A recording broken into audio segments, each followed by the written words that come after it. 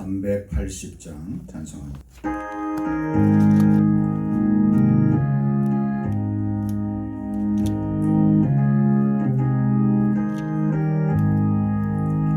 나의 생명 되신 주 주님 앞에 나아갑니다.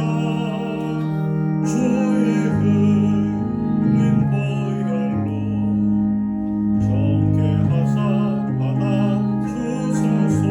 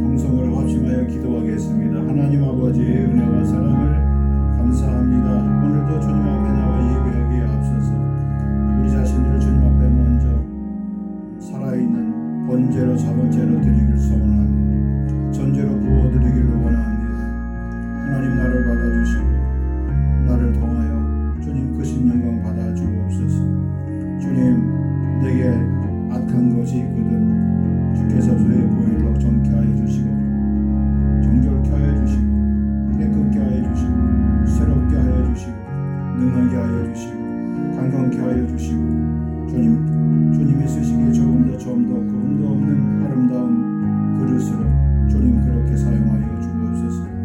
특별히 사랑하는 성도들 가운데 육체의 고통으로 인하여 치료받고 회복 중에 있는 성도들 이름을 부를 때마다 얼굴을 떠올릴 때마다 저들의 처해진 현실과 그리고 저들의 삶의 형편을 돌아볼 때마다 하나님 도와주시옵소서. 하나님 붙드시옵소서. 하나님 고쳐주시옵소서. 하나님 살려주시옵소서. 하나님 일으켜 세워주시옵소서. 주님 한 번 더 써주시고 주님 한 번 더 사용하여 주시고 주님 한 번 더 영광의 자리에 설 수 있도록 도우시고 주께 오롯이 남은 생에 아버지 주의 영광의 도구로 쓰임받을 수 있도록 성령님 도우시고 인도하여 주옵소서. 자녀를 위하여 기도하며 부르짖는 부모의 기도를 들으시고 아버지 하나님 저들의 절망과 낙심 가운데서 드리는 아버지 간구와 기도가 우리 하나님의 마음을 움직이게 하실 뿐만 아니라 그런 자리에 놓여 있는 아버지 저들의 자녀들의 앞날도 좀 침륜의 자리에서 아버지 고통의 자리에서 질병의 자리에서 노임받고 자유함받고 주의 은혜를 받을 수 있는 아버지 옳고 복된 자녀들 될 수 있도록 주의 역사하여 주옵소서. 이 땅에 있는 수많은 하나님의 교회 가운데 이곳에 교회를 세우신 아버지 하나님 영광 받아 주시옵시고 그 크신 뜻을 널리 펴게 하시고 아버지 하나님 죄와 고통과 절망과 아버지 죽음의 골짜기를 헤매고 있는 심령들 주께서 주님 크신 편발로 품어주시고 안아주시며 참 기쁨과 소망을 주시기를 원하오며 아버지 주님의 은혜의 자리로 하루속히 일어나며 복귀할 수 있는 은혜의 은혜를 덧입혀 주옵소서. 오늘도 주의 말씀에 빛 앞에 나왔사오니 비춰주시고 주께서 도와주시고 우리를 통하여 하나님의 기쁨의 소식들이 우리 마음 깊은 곳에 내면까지 주님 다 미치게 하시며 도달하게 하시며 주의 주시는 힘과 지혜와 능력을 가지고 일어나 주께 온전히 신음의 자리에 설 수 있도록 하나님이 역사해 주시고 인도하여 주시옵소서.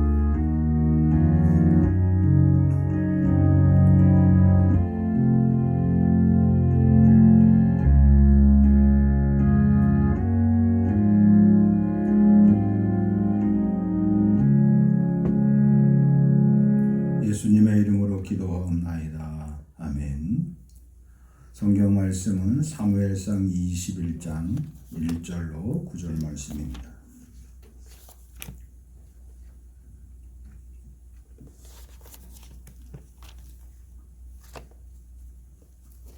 21장 1절로 9절 말씀까지 봅니다.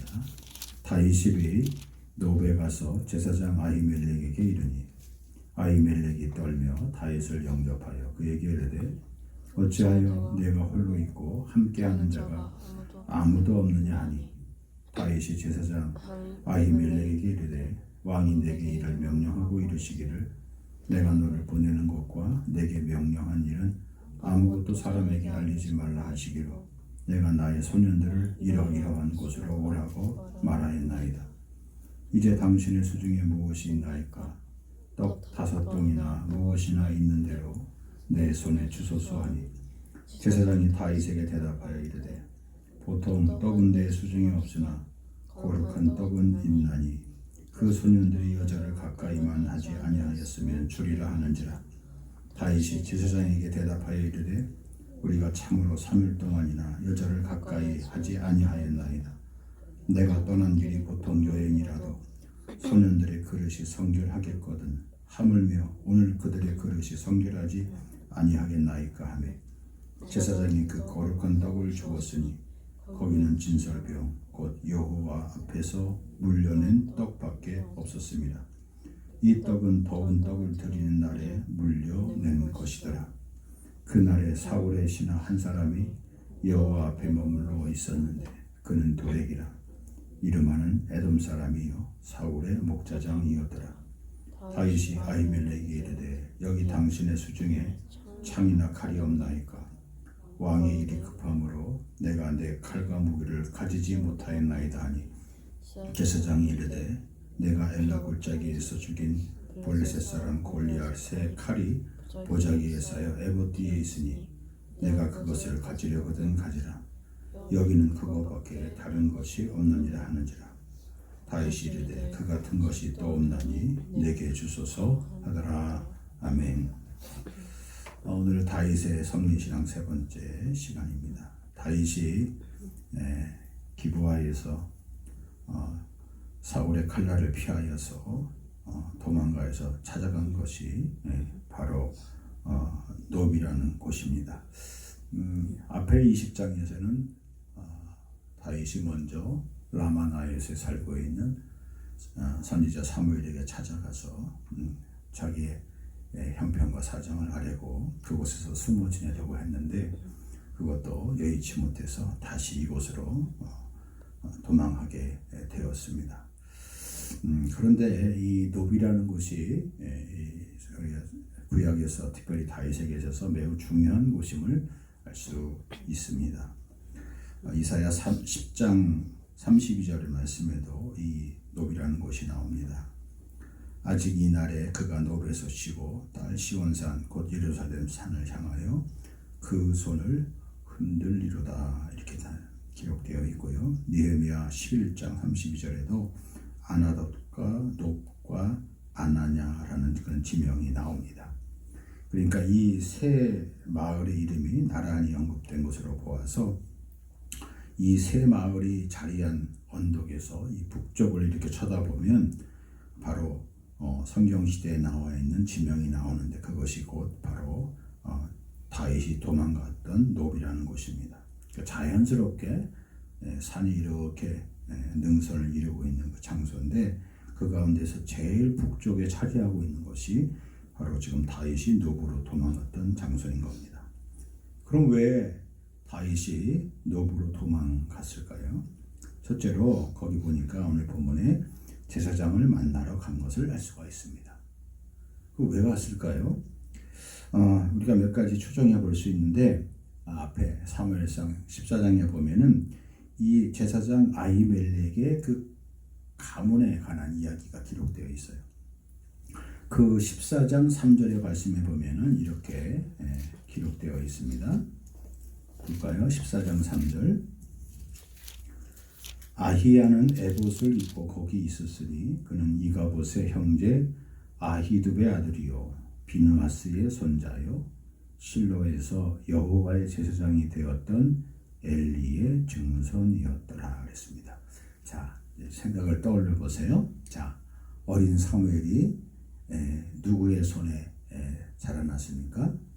어머니의 서원에 응답을 왔던 이 사무엘이 부모의 손에 이끌려서 당시에 실로 성전에 있었던 엘리 제사장에게 맡기게 되죠. 그리고 그 엘리 제사장은 나이가 많았고 그 당시에 실질적인 주 제사장은 누구였어요? 엘리의 두 아들이었던 홈니와 비느하스라는 아들들이 제사장일을 보았는데 하나님 앞에서 봤을 때 별로 정직하지 못했던 제사장이죠. 어쨌든 이 엘리 제사장의 식구들과 인관된 것을 알 수가 있어요. 그리고 엘리 제사장의 두 아들이었던 홈니와 비느하스는 블레셋과의 전쟁터에 나갔다가 그만 두 아들이 죽고 말아요. 그리고 그 두 아들이 죽었다는 소식을 들었던 이 며느리, 여기 이제 이가봇이라는 이름이 나오는데 이가봇, 엘리 제사장의 며느리가 낳았던 그 손자가 이가봇인데 이가봇의 이름이 뭐냐면 하나님의 영광이 떠났다는 뜻이죠. 그러니까 이제 임신을 하고 있었던 엘리 제사장의 며느라기가 아이를 낳았는데 그 낳은 아이가 바로 이가봇이고요. 그래서 이게 그냥 하루아침에 다윗이 이곳 노베에 있는 아히멜렉에게 간 것이 아니라 다윗은 자기에게 기름을 부었던 사무엘에게 먼저 피하였는데 라마나에스로 갔는데 그곳에서도 여의치가 못해. 그러니까 틀림없이 사무엘 선지자의 추천을 받아서 사무엘 선지자가 그동안 잘 돌보아줬던 엘리 제사장의 자손들, 그곳이 대대로 제사장을 하고 있는 이 노비라는 곳으로 그곳으로 가도록 그렇게 다윗을 보냈던 것을 우리가 정상적인 사고를 한다면 다 연결해 볼 수 있게 되는 것이죠. 그러니까 성경을 그냥 막연히 읽으면 이게 왜 갑자기 뚱딴 뚱딴스럽게 다윗이 라마나에서 갔다가 또 거기서 잊지 못하니까 왜 노브로 갔을까? 다윗의 인생의 여정의 행보는 우리가 자세히 보면은 세상에 우연이라는 건 없고 사람의 인간관계를 가만히 여러분이 살펴보세요.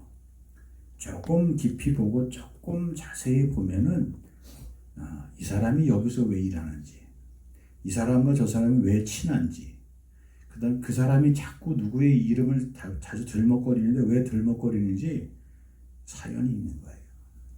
이유가 있는 겁니다. 연유가 다 있는 거예요.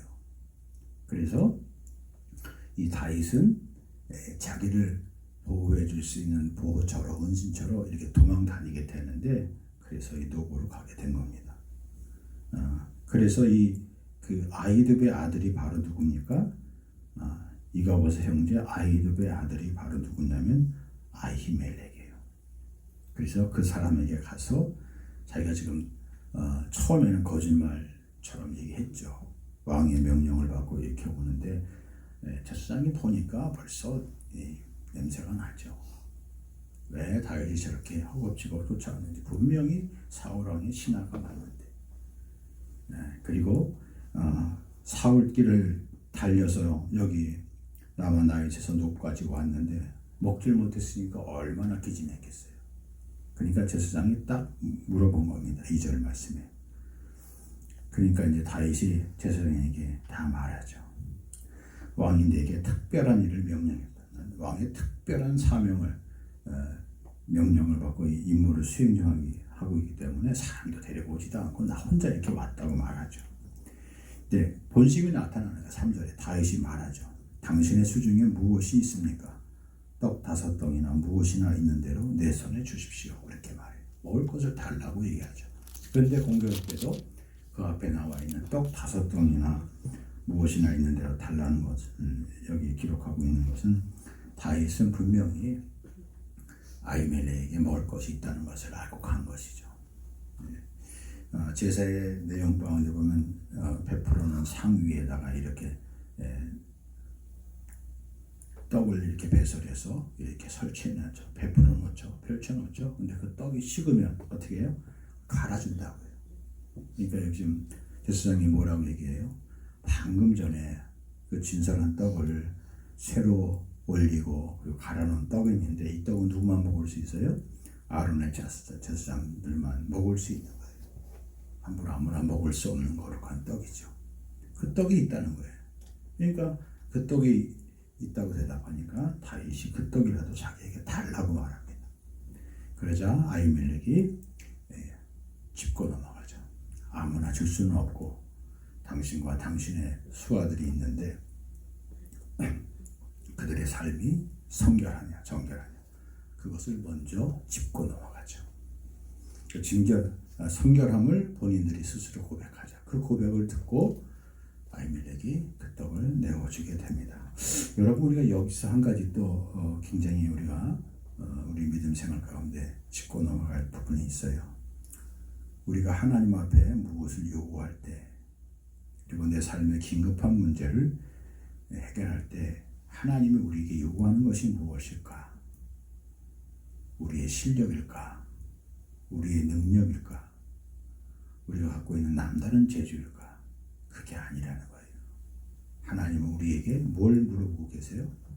거룩함을 묻고 계신 거예요. 흑별됨을 하나님이 묻고 계시는 겁니다. 내가 나를 위하여 무엇을 희생했느냐? 무엇을 포기했느냐? 세상에 네가 갖고 싶은 것, 얻고 싶은 것, 그 무엇을 내려놓았느냐? 그걸 주님이 먼저 묻고 있는 거예요. 누굴 통해서요? 아히멜렉을 통해서요. 그리고 그것을 확인한 다음에, 그것을 짚고 난 다음에 하나님께서 아히멜렉을 통하여 다윗에게 진설해 놓은 떡을 내어주게 되는 겁니다. 하나님이 원하시는 것, 그 하나님이 원하시는 것이 무엇인지를 오늘 주신 말씀을 통하여 다시 한번 생각해 보게 됩니다. 이 떡 5덩이를 요구했을 때 이 거룩한 진설의 떡, 이 떡을 통하여서 후에 보면 예수님께서 안식일 논쟁이 벌어졌을 때 이 다윗이 한 행동을 예수님께서 언급해요. 마태복음 12장에도 마가복음 2장에도 그리고 누가복음 6장에도 공교롭게도 이 안식일 주인 사건을 얘기하면서 이 제사장의 진설병을 주었던 다윗에게 주었던 사건을 주님이 언급하십니다.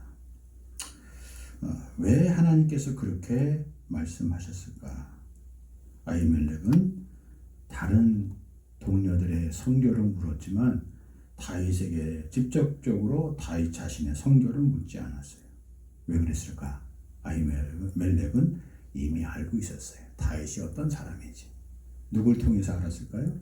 사무엘 선지자를 통하여서 사무엘이 사울 다음으로 다윗에게 머리에 기름을 부었다는 사실을 이미 알고 있었던 겁니다. 이미 하나님의 영적인 권위가 다윗에게 있음을 알았기에 그는 기꺼이 진설병을 내어줄 수 있었던 거예요. 그렇지만 다윗과 함께 했던 그 소년들은 어떤 사람인지 모르기 때문에 다윗에게 당신이 데리고 다니는 사람들이 정말 성결한가? 그것을 거듭 2번씩이나 물어보게 된 것이죠. 이미 아히멜렉은 유다 지파였던 다윗의 자손으로 오시는 메시아의 그 권위를, 영적인 권위를 알고 다윗을 그렇게 인정하게 되었다는 겁니다. 그리고 놀랍게도 훗날 이 사건 때문에 노벨 제사장 아히멜렉은 사울의 칼날에 죽게 됩니다. 하나님의 사람, 거룩한 일을 수행했던 사람, 어찌 보면 하나님께서 새로운 영적인 세상, 영적인 세계, 그리고 영적인 나라를 만들어 가심에 있어서 하나님은 반드시 그 피의 피값을 우리에게 보여주고 계시는 거예요. 그래서 그 고난의 자리에서 나타났던 대적자가 있는데 우리가 읽었던 본문의 7절 말씀입니다. 느닷없이 그날에 사울의 신하 사람이 등장하는데 도액이라는 사람이 에돔 사람이고 사울의 목회장이에요. 사울은 본래 뭐 하던 사람입니까? 농사짓던 농부예요.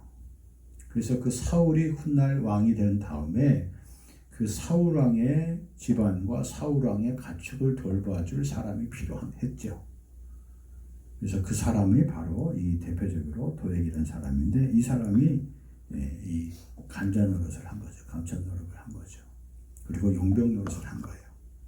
그리고 이 사람이 훗날 녹당에 있는 이 제사장들 50여 명이 되는 사람들을 다 일시에 죽이고 말아요. 도액이라는 사람의 이름의 뜻이 보면 무슨 뜻이냐면 걱정하는 자, 신경 쓰는 사람 이런 뜻이에요. 자, 좋은 의미에서 보면은 다른 사람이 어떤가 형편을 잘 살펴주고 도울 일이 있으면 도와주는 사람처럼 보이지만 나쁜 의미로 보면 사람의 눈치를 보고 그리고 쓸데없이 걱정한다는 뜻입니다. 고난 중에 나타났던 원수의 대적자들이 여기 복병이 숨겨져 있음을 알 수가 있습니다. 그럼에도 불구하고 하나님은 다윗을 보호해 주시고 지켜주셨어요. 왜 보호해 주셨을까? 그것은 분명해집니다. 다윗이 힘이 강해서도 아니고 하나님의 거룩한 떡을 먹는 순간 하나님의 떡을 먹는 거룩한 성찬에서 나타난 하나님의 신비의 그 구원의 증표인 것을 알 수가 있습니다.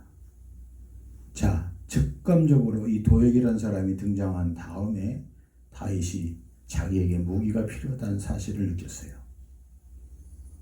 이미 요 문단 사이에 지문 사이에 우리가 다 추정해 볼 수 있겠지만 이미 사울이 보낸 군사들이 있겠고 여기 도액이라는 사람이 느닷없이 등장하게 됐고 그 다음에 신변의 위협을 느꼈던 다윗이 진선복을 먹고 나서 보니까 눈이 밝아지고 정신이 온전해지니까 자기 주변에 사울의 군사들과 사울 편에서 일하는 사람들이 많다는 것을 알게 되자 자기에게 무기가 필요한 절실함을 느꼈어요. 그런데 꼭 놀랍게도 이 아히멜렉의 성소에 자기가 골리앗과 싸워서 이겼던 그 골리앗의 갑옷이 전신 갑주가 거기에 보관되어 있었던 것을 알게 됩니다.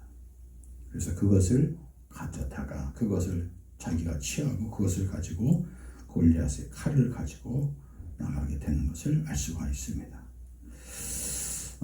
사람의 한 순간순간의 행동이 하나님은 한 번도 그렇게 우연스럽게 놔둔 것이 없고 그의 위기 때에 요긴하게 쓸 수 있는 그의 무기로 그의 손에 하나님께서 다시 쥐어주게 됐다는 것을 알 수 있게 된 것이죠. 아히멜렉은 성소에 감춰놓았던 에봇 옷 뒤에 숨겨져 있었던 골리앗의 칼을 기억하고 있었고 그리고 그 칼을 다윗에게 드디어 내어주게 됩니다. 놀라운 것은 이후로 다윗이 이 칼을 가지고 원수의 칼날 앞에서 대적의 칼날 앞에서 그가 나중에 왕이 되고 이스라엘 나라 다윗의 왕국을 세우기까지 그 칼이 빛을 발하게 되는 것을 알 수가 있습니다. 아무나 가질 수 있는 칼이 아니죠.